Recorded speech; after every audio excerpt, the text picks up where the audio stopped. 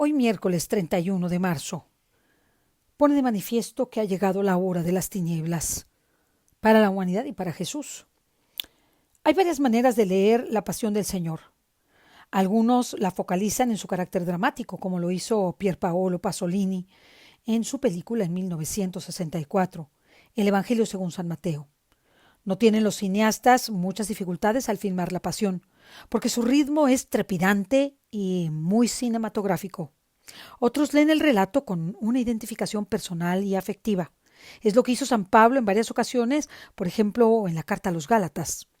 Lo mismo hicieron San Ignacio de Loyola en la tercera semana de los ejercicios espirituales y Johann Sebastian Bach en su oratorio La Pasión según San Mateo.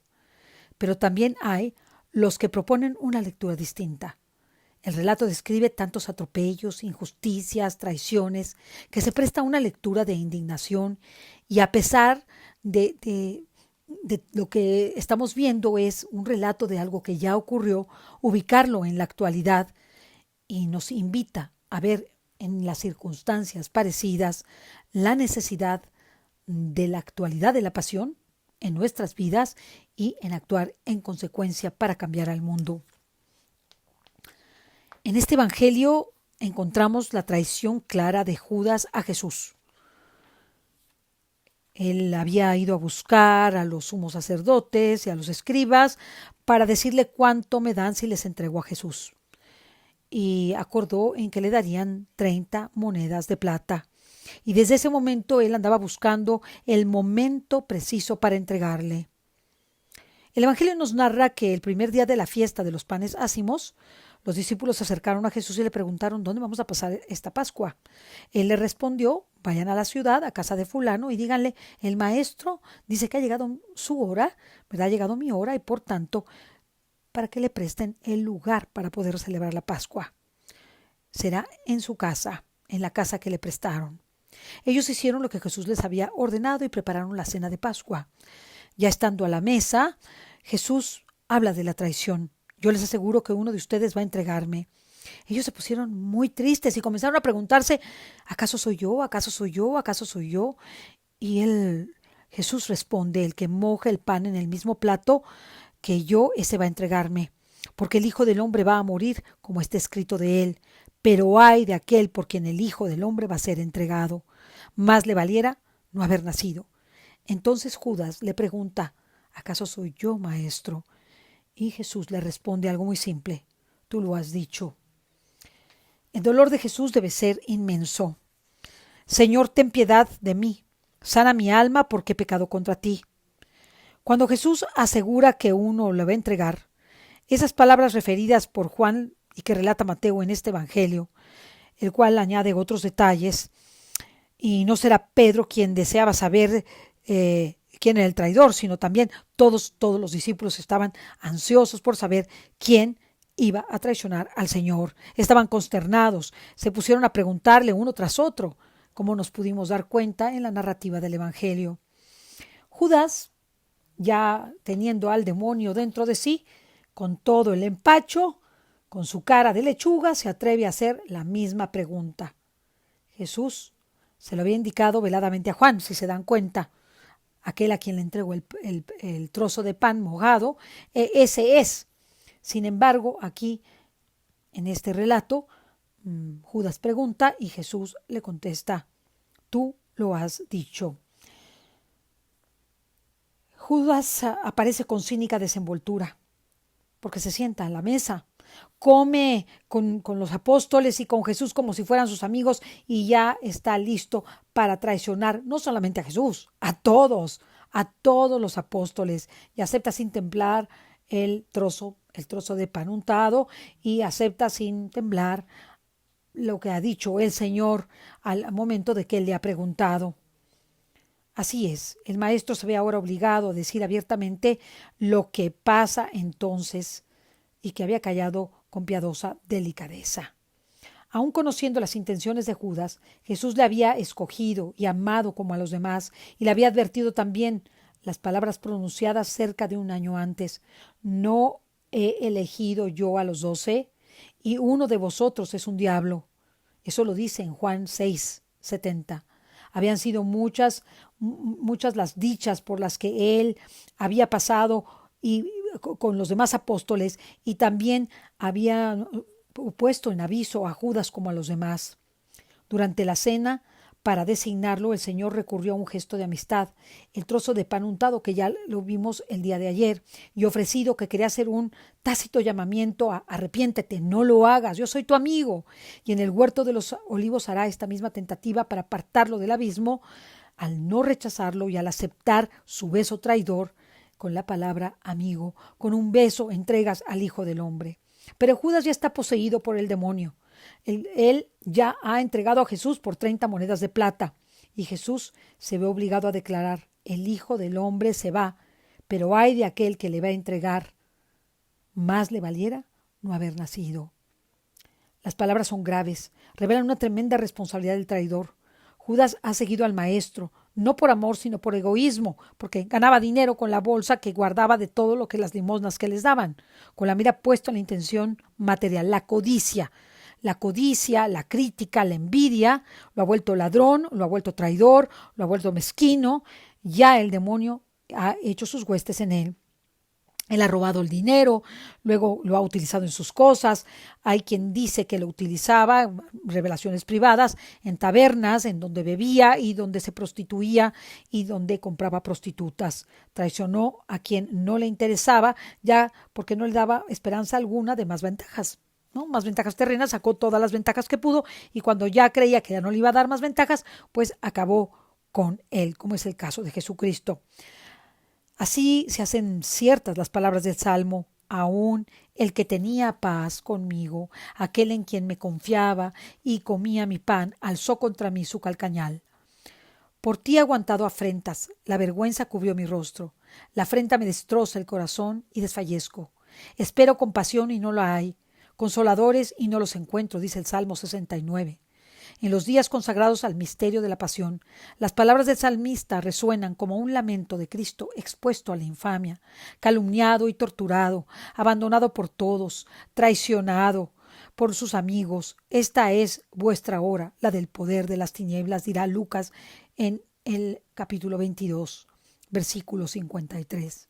Dijo el Señor en el momento de su captura: la hora en la que la traición se hace entrega a los tribunales condena a muerte y crucifixión, pero es también la hora fijada por el Padre para la consumación de su sacrificio, y por lo tanto la hora esperada por Cristo. Con vivo deseo tengo que pasar por este bautismo de sangre en su pasión, y qué angustia hasta que no se cumpla, dirá en el Evangelio según San Lucas.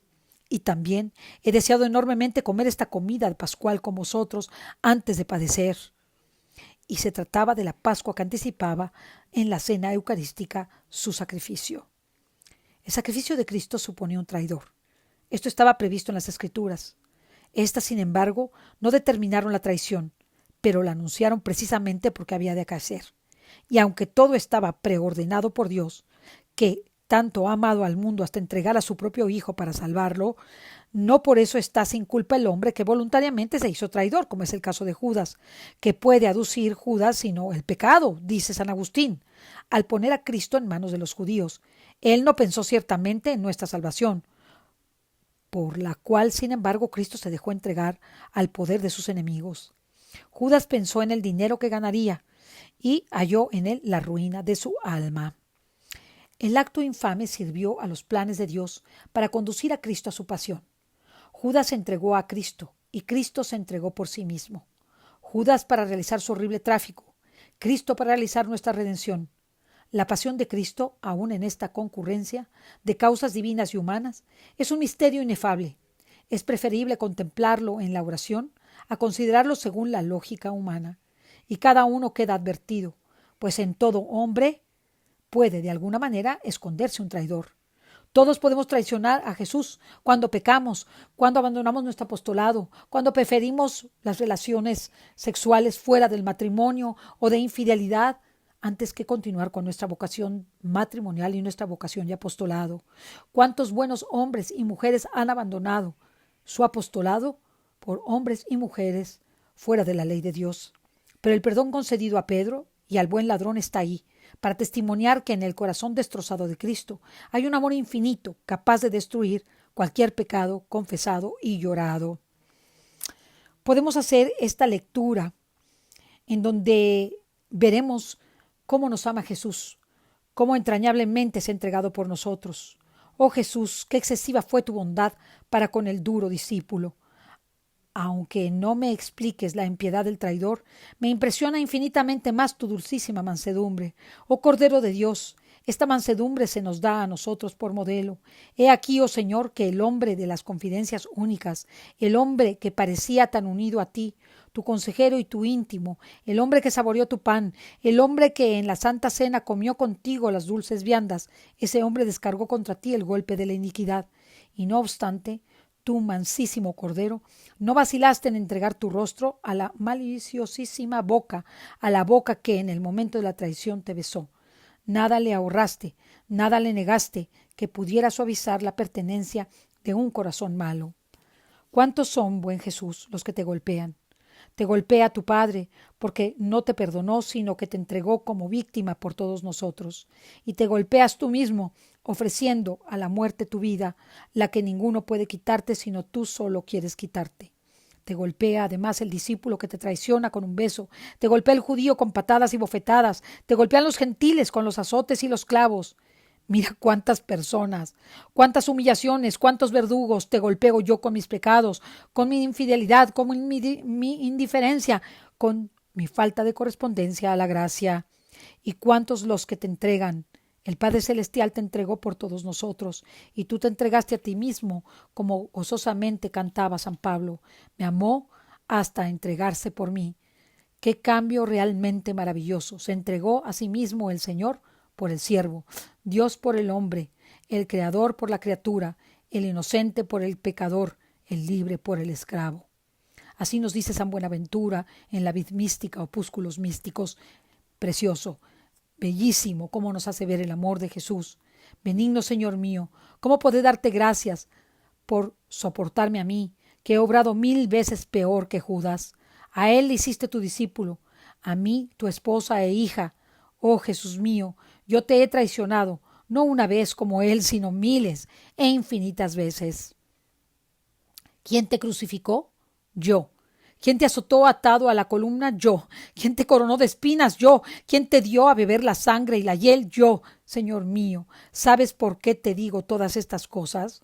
Porque he comprendido con tu luz que mucho más te afligieron y dolieron los pecados mortales que yo he cometido, que lo que te afligieron y dolieron todos aquellos tormentos. Así lo dice la beata Camila da Varano. Los dolores mentales de Jesús, ahí consigna esta hermosísima lectura.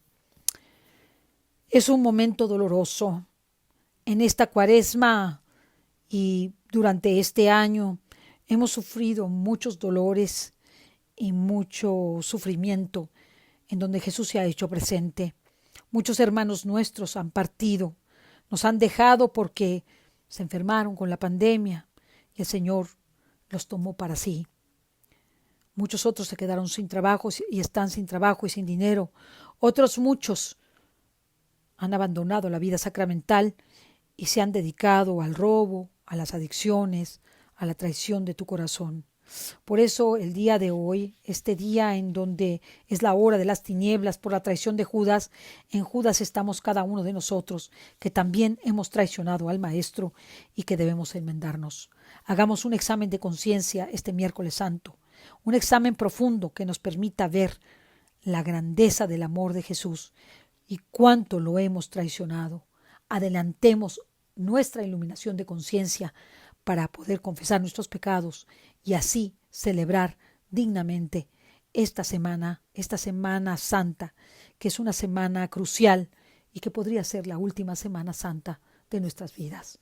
No olvidemos que nadie sabe el día ni la hora y que Jesús ha querido que especialmente en esta Cuaresma, comprendamos el misterio de estar solos nosotros con Él solo, para así transformar nuestras vidas, para así ya no traicionarlo y ser solidarios con Él y llevar a las almas a salvarle y no traicionarle. Que Dios te bendiga.